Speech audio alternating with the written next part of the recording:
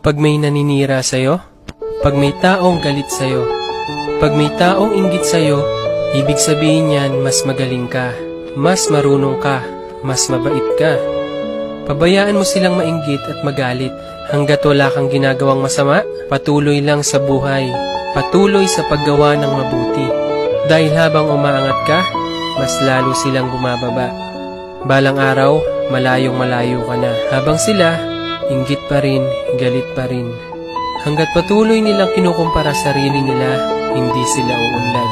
Tandaan mo, ang pag-angat ng ibang tao ay hindi ikabababa ng kalagayan mo. Ang sarap sa feeling sabihin sa sarili mo, umangat ako dahil sa pinaghirapan ko. Hindi yung umangat ako kasi may inapakan akong tao.